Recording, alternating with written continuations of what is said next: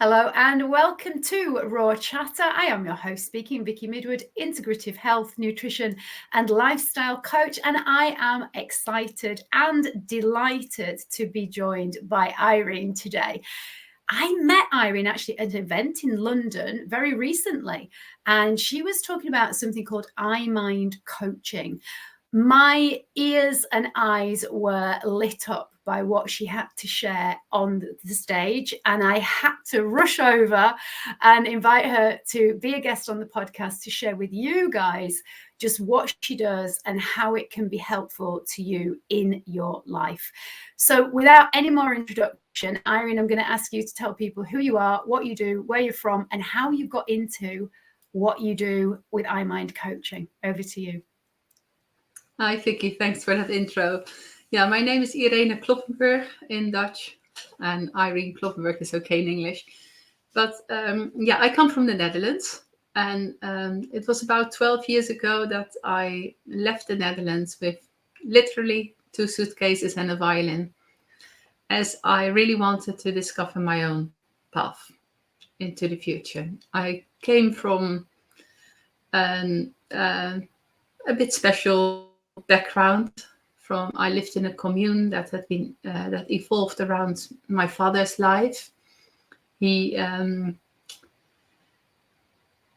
became a Christian later in life, and then he was active in the church, and he found some people were either not welcome or didn't feel at home there. So he invited them at home, and this grew, and other people came to help. So we grew to being a large community. And my father was like a father figure to all, apart from his siblings, because his children, me and my siblings, because he had his own family trauma, having a very rough upbringing.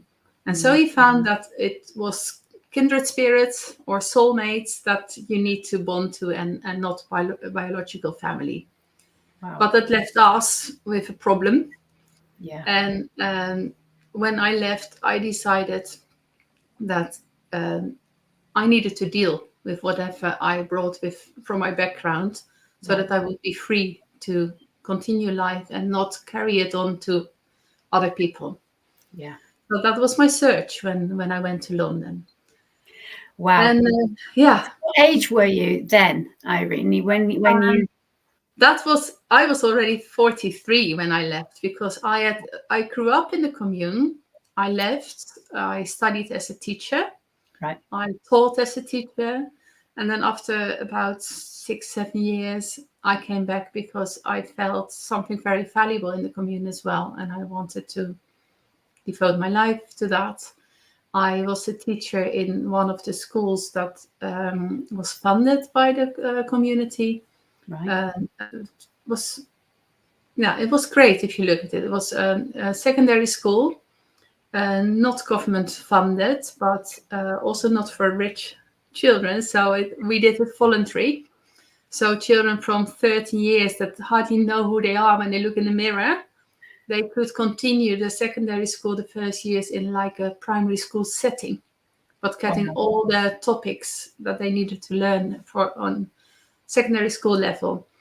Amazing. And I was their teacher of English, art, music, economics, maths, a lot of things. Everything. And it was fantastic. But because of this family trauma my father had, there was also this awareness that it was never good enough. Right. And at a certain point, I came back to a reunion of the school, and everything that was showed was a project I had done with the children. Wow. In drama, in theater, in art, in a Japanese baking ceremony and whatever. So all the pictures were about projects I had done, and I had always felt not good enough in that school. And that hit me. That's powerful, isn't it? And just to jump on that, because a lot of people listening, I am sure, will be able to go, yeah, that's me. I always felt that. So this sense of achievement, and even when you see all of this stuff, when you were doing it, you could never really recognize that it was enough. Were you one of those people who was always on to the next thing and the next thing, and not actually giving yourself the opportunity to even recognize what you'd already achieved? Yeah. And look, I think we had so many very nice experiences and very great moments, but it was always like there was a cloud over it, because as my father couldn't accept us as family members, we always felt lacking. And I come from a big family. I'm number 7. So how many? And I'm not the last. There were 11 in total. That is a big family. Yeah, but still, he just couldn't relate to being family. That will always pushed me away. So he always felt not being good enough, and also being highly sensitive. Lots of my siblings are, and I am as well. But I always thought they were more sensitive than me, all these kind of things. But when you lack that basic acceptance from your parents, then you keep craving it. But later on, I tried to understand why it was, and I looked more into the upbringing of my father, and I saw where it came from. But then I felt, although he had such a big impact on a lot of people, a very positive impact as well, and also sometimes not so positive because things went wrong as well. But what I mean, if he had dealt with that trauma earlier on, it would have saved so much misery later on. And we have an impact in the world where we are. Yeah. So it is not only to myself, but also to my environment that I'm kind of, I owe myself and others to deal with what is in the past, to break free from it, to move on. Right. So, yeah.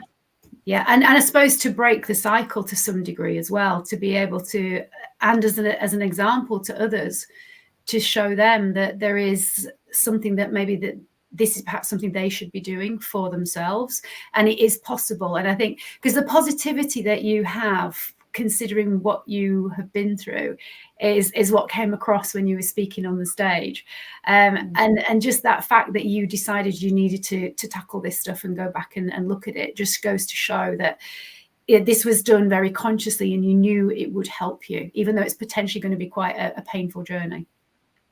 And also, when I came from this Christian background and from the community, we were not used to ask external help. Right. You would just try to overcome things yourself, or you would pray for things and they would magically solve and whatever. But I found it very helpful, even at the time that I had a counselor that I felt was so unexperienced in life that she was almost shocked by what I was telling. And then I thought, because she had never thought much further than her own life. And then I thought, and still I need to tell my story, because it's good for me, and I will reflect and I will find answers when I share my story. Yeah. But when she asked if he wanted to continue, I said, well, maybe with someone else, because I felt I needed the right person. Yeah. And another person was really, really helpful. But reaching out to someone else, they make you aware of things. Yes. It was just yesterday that I saw a tryout of my sister, who's doing a theater program, which also features our life in the community. And she plays a part where she's talking with me, where my therapist asked me about my father. And I had told her that often he would ask me, do you love me? With this blue eyes and very deep and frightening question. Right. Because you felt, well, maybe I love you, but maybe not in the right way, and something like that. Is love fear? The therapist asked, did you ever ask him, do you love me? And I said, no, I wouldn't dare. Yeah. And then she asked, did he ever take you by your shoulders and say, hey, I love you? Mm. And then she said in her monologue, she said, then we looked at each other and we said, we are both creative people and we like to make things up, but we couldn't imagine that such a thing was possible. Wow. Yeah. And it was a very funny moment in the show, but also very deep. Yeah. And again, I think a lot of people, especially sort of my age, who have parents, I mean, obviously my parents are no longer with us, but if they were, they'd be in their late 70s now. And I think I know for a fact that my dad particularly was never hugged or told he was loved by his dad. And therefore he didn't have that kind of emotional capacity to do that to us until, interestingly, she became my stepmom, but he began a journey with Christians. And for the very first time, and I can clearly remember where we were, I was 14, and you could tell how awkward he was. And he actually did exactly what you've described. And I was just like, what's going on? What is going on here? This is weird. So the very fact that you, as sharing that you couldn't even imagine it, I completely understand it. And I think a lot of people of a certain age also will do. Yeah. And then I I really realized that to break out of those circles, you need to be aware of what was going on. Yeah. And I want to share a moment that I found very important for me, like a turning point in my life. After a couple of years, and I deliberately went abroad because I wanted to find my own journey and my own way of dealing with it. But after a couple of years, my parents were not alive anymore, but I went to people from the commune and asked to see them. And I needed to say to them what I felt went wrong in this whole process. Right. And it didn't matter for me whether or not they would understand, but I just had to say it so I could move on with my life. Yeah. When I went, I thought I need to be able to forgive what happened, but I need to know what. Right. Not just like a blanket, but just really know what it was that needed to be solved. And I also asked for forgiveness for things that I did. Wow. And we had such a good meeting, so beyond my expectation. But from that moment, I think the very first night, I started to dream about nice things that we experienced in the community, and good memories came back. Amazing. And that's been so helpful. And that fully changed my perspective of my memories, because they were always kind of charged with a negative charge, because I felt this pain. Amazing. And from then, I think my pain has gone. And now I can think with compassion and understanding, and still trying to sort out what is right, what is wrong, but for me to take lessons from how to move further. That's an incredible thing to share. So I just want to ask, how, obviously you had thoughts in your head about how that meeting was going to go, and you shared that it went better than you thought. Did you have specific questions that you wanted answering, or were you kind of going in with a I'm just going to see how this goes sort of feeling? No, I definitely had a few things that I wanted to mention. And I think I've never shared this, but I think it was mostly that some people felt that if they felt higher in hierarchy than the leader's own children, that they pushed themselves up by pushing us down. Wow. And that is what I voiced, that I felt that was the case. Right. And that I felt that people, because they felt that my father couldn't deal with us as his children, they used it as a space for them to creep in, to make themselves feel better. Amazing. Did you hear them agreeing that that's what happened, or not? Yeah. They understood, and they apologized, and they said, yes, that's true. So it really was a great meeting in terms of you getting some answers and realizing that what you were thinking and feeling was actually what was going on. But then at that moment of them acknowledging that, I felt all the space in my heart to say, okay, but that's behind us. Now it's behind us. Yeah. That's strong. Yeah. That takes a lot of self-knowing, doesn't it? And understanding humans. But I'm guessing that your understanding as a teacher and seeing how people kind of function and work, do you think that helped you to be able to do that, to be able to forgive them? I think that it's all interconnected. And that also links, I think, how I came to the iMind coaching. Yeah. Because after doing supply work in London, I went to over 50 schools in different boroughs, and it was a fantastic way to get to know the city with all his variations and demographics. And that was an eye-opener as well, because when you grow up in a certain a certain society or sub-society, you can be afraid of people who look different or act different or believe different. And when I came to London, even on the very first day,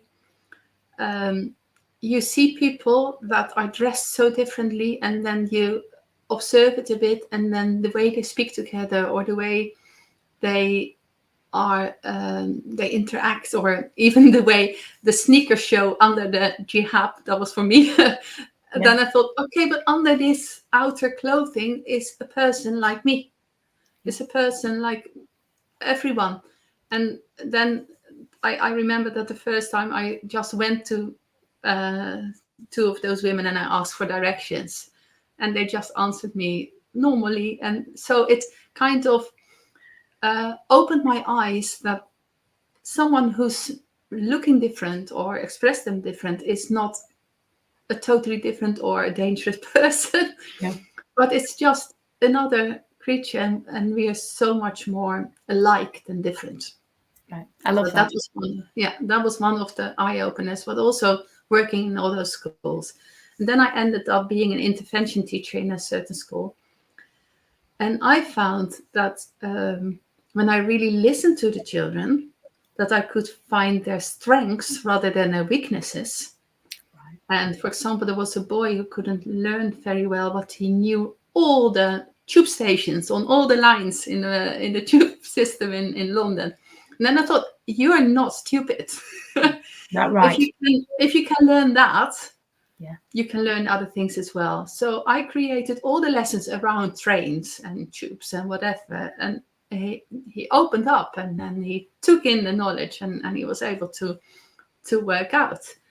And another one that was always interrupting the circle time, echoing the teacher, and then walking through the class and smashing everything down. When I really observed him, I thought, this boy is just bored and he's frustrated that he can't speak the language. So he's echoing, trying to learn the language. And when I sat down with him, and he couldn't read after so many months, and I told him, or showed him, I said, look, there's 26 letters in the alphabet. And there's a bit more sounds. This is I had little cards of all the sounds. This is all the sounds we need to learn. When you know that, you can read. So we practice a few a day. And he understood it, but I took him seriously. That's the difference. Yeah, you weren't just pushing him aside or thinking that he was naughty. I didn't say you can't tick the boxes. No, I looked at what they could do. And from that knowledge and from the positive part, we could build more positive things. But if you constantly show people where they're lacking, they only get more awareness of where they're lacking, and that it attracts more negativity. Can I just ask the question though, because the very fact that you recognize that, do you think because you talked about you always feeling not good enough, do you feel that was a part of what was going on for you in the commune, where you were always being pointed out the stuff that was lacking? And so do you think that's probably why you are so good at being able to see the opposite? Absolutely. I think I turned that into your superpower. A strength rather, because I'm always looking for what what is possible. going well, or what can be better, or how can we solve problems rather than pointing out the problems. Yeah. And What I age were these know children? the value of giving compliments. Brilliant. So what sort of age are we talking about? Just to give people who are listening an idea, what sort of age range were you helping at then? At that moment, I was teaching in year 2 and 3, so Right. that is 5, 6 years old. So young people. I worked all over the place, and also later when I taught at international school teaching Dutch, I worked with students from 4 till 18, and Right. everyone needs it. And yes, yeah, and as you said, because we're all the same, really, underneath. We all have similar insecurities, and we all need helping, but we need help, as you've just clearly said, as individuals, and that means you've got to watch and you've got to listen. And that's a superpower that you have, I think, that just shone with the demonstration that you gave. So this is how you kind of developed your way of coaching, isn't it? Yeah, and then I came across coaching that's developed in the Netherlands by Ingrid Stoop. She calls it matrix coaching, but in English, I think it's a better name to call it I-mind coaching, because it's working on the mind, but people manage their own mind.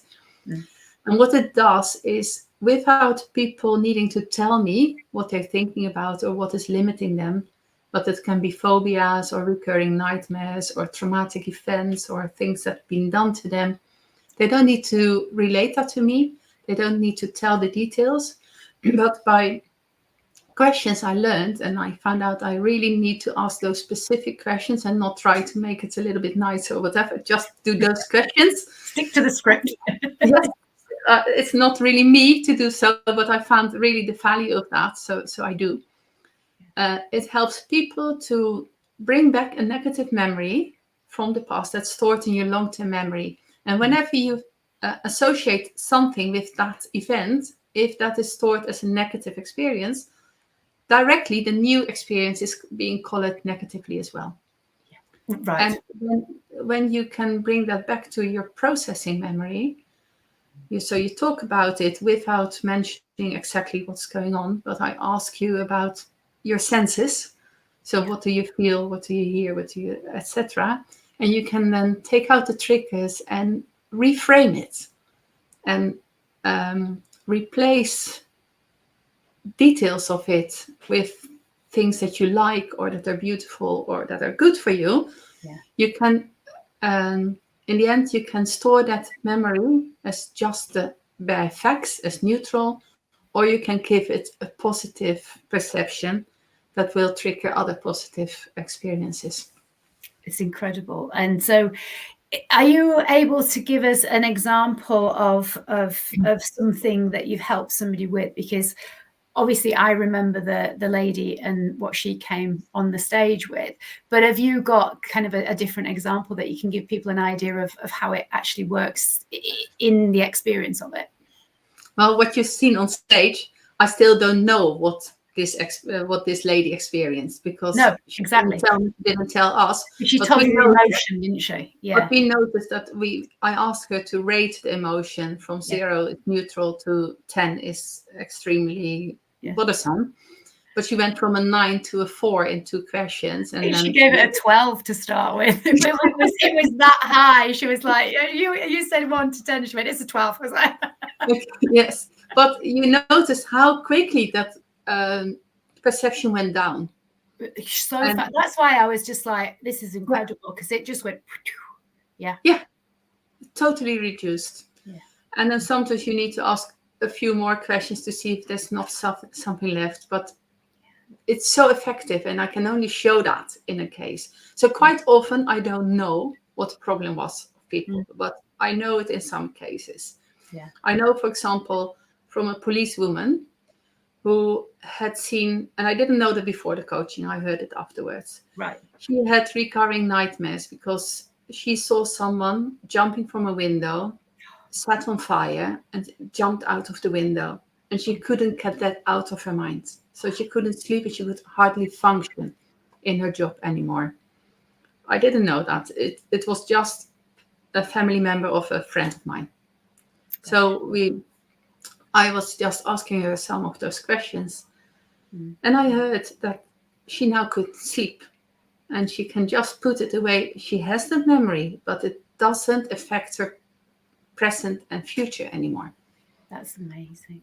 That's incredible. So with that lady then, because you go through what you can see, what you can hear, etc. So for her, with something like that, was it the visual that was the most powerful? Because she was kind of seeing that replaying itself.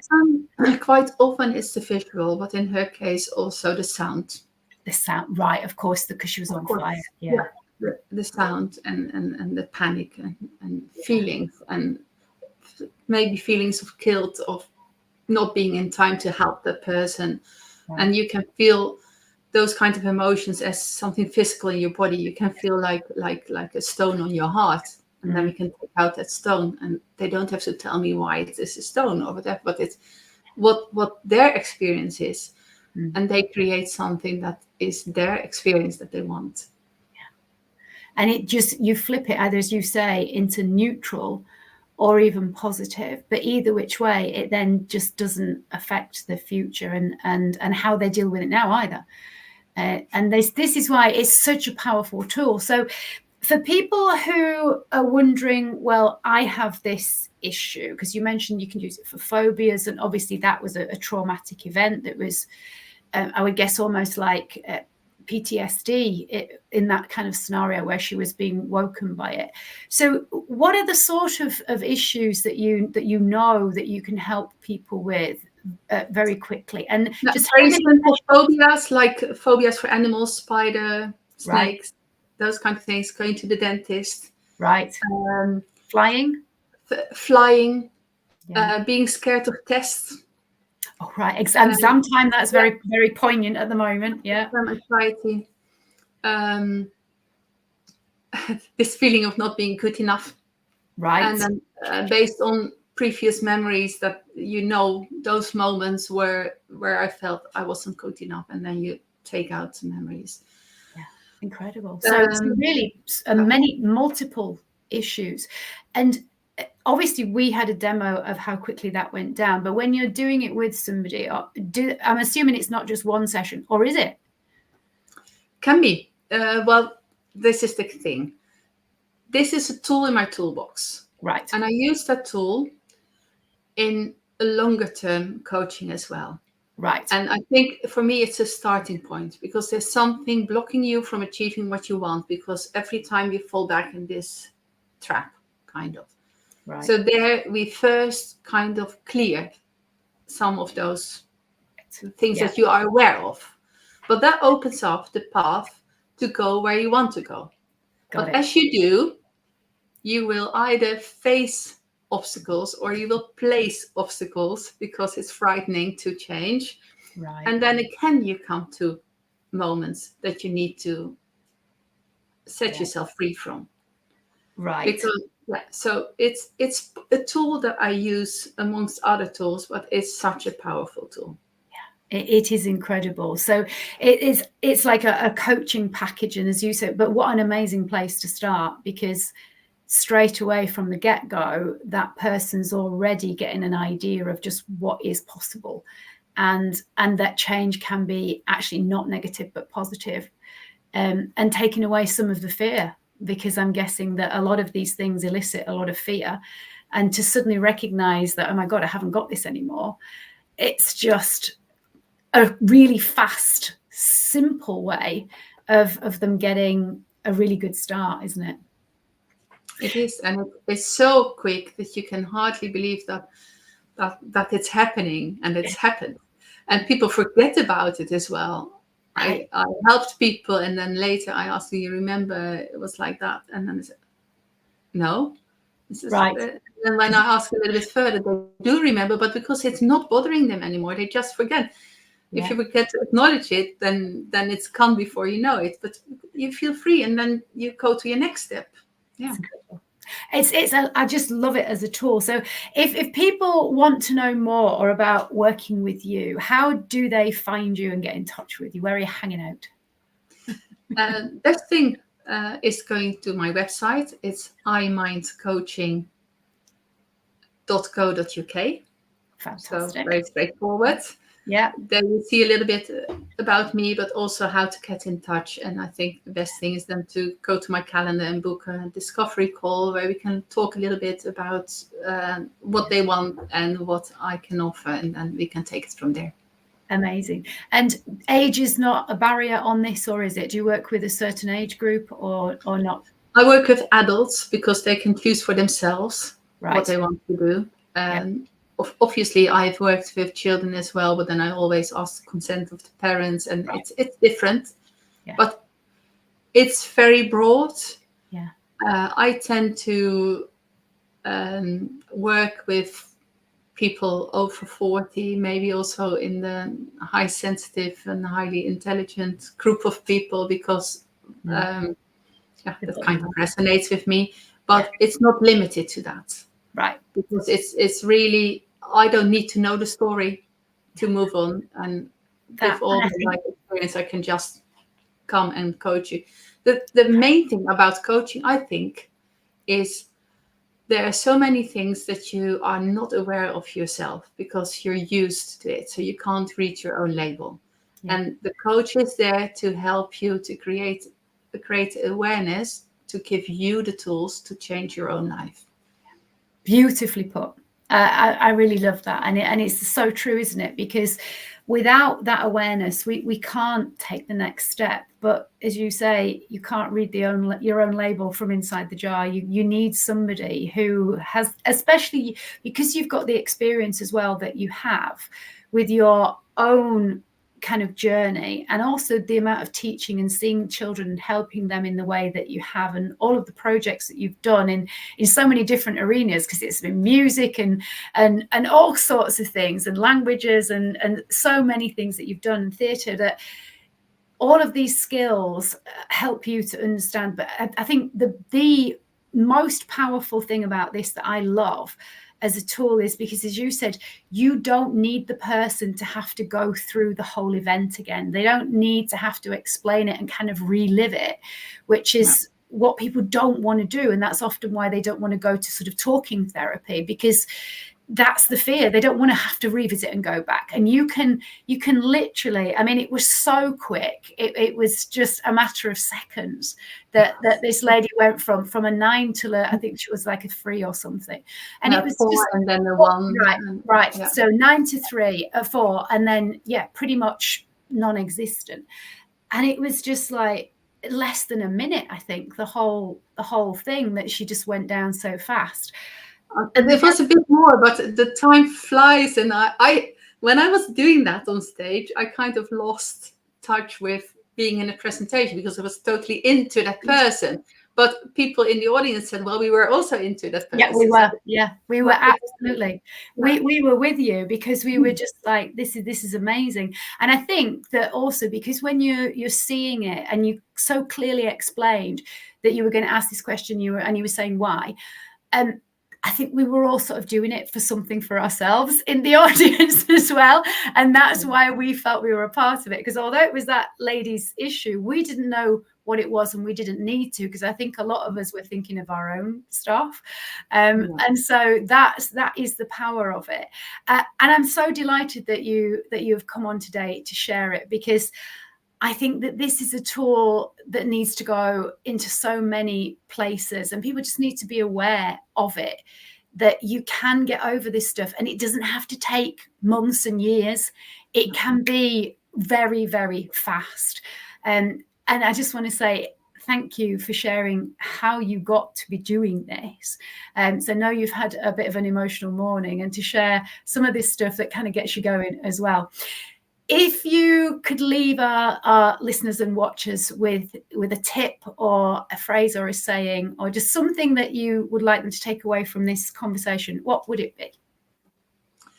I think if you have the courage to break free of the chains of your past that always come back, if you have the courage to go through it, then you open up the path to your personal transformation.